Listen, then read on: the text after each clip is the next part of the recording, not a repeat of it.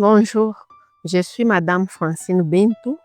Je travaille en qualité de mobilisatrice communautaire et responsable d'autonomisation de la femme au sein du FCPP, Front commun pour la protection de l'environnement et des espaces protégés, qui opère dans les territoires de Kabare, dans la province du Sud Kivu, en République démocratique du Congo.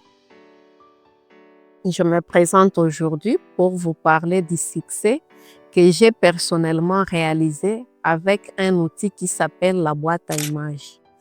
Parce que comme responsable de la mobilisation communautaire et de l'autonomisation de la femme, il est de notre devoir de faire en sorte que les projets bénéficient à tout le monde et que notre cible est constituée à 50% des peuples autochtones dont nous avons parmi eux le pygmée.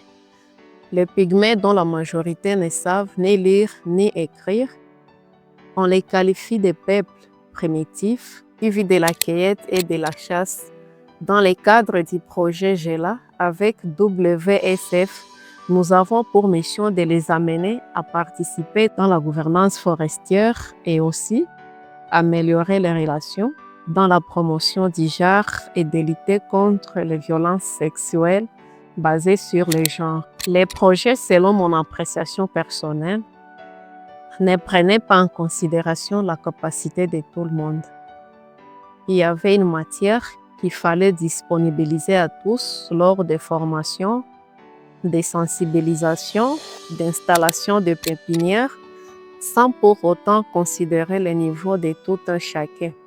Et cela nous amenait de ne pas respecter les principes de l'équité, parce que nous sommes d'accord qu'il faut promouvoir l'égalité des sexes, mais il fallait commencer par l'équité, en fait de tenir la considération ou prendre en compte les besoins spécifiques de chacun et des autres et les amener à un niveau pour que la matière puisse être profitable à tous.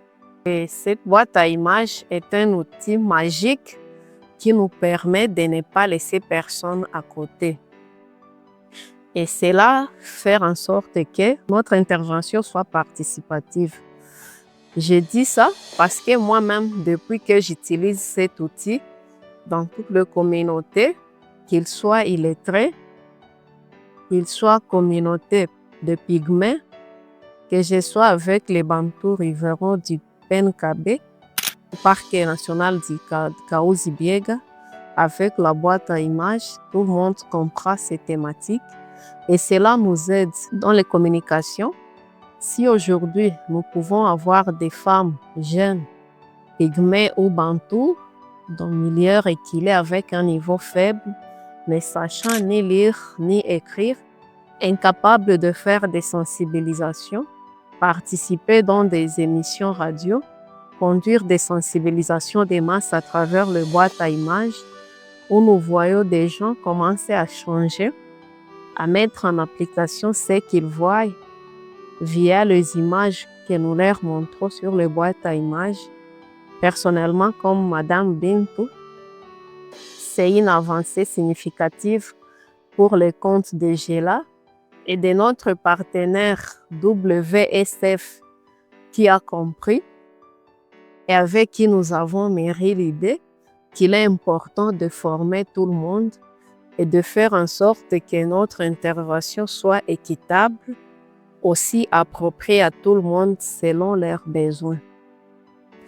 Franchement, je suis fière de témoigner comme responsable de la mobilisation communautaire et responsable des femmes et des jeunes.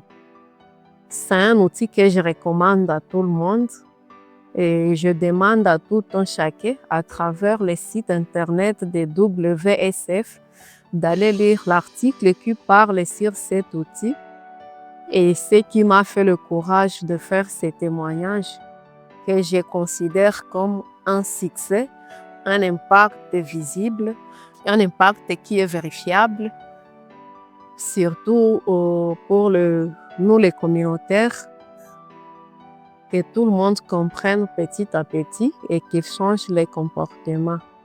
Et cela nous montre qu'il n'y a jamais eu de matière difficile. Aussi, ça me permet de comprendre le pourquoi, le principe de ne laisser personne à côté. Ça nous demande d'être juste et cela a fait que notre projet soit connecteur et non un projet diviseur. Voilà pourquoi je remercie le projet GELA d'une manière générale. Je remercie également WSF d'une manière spécifique.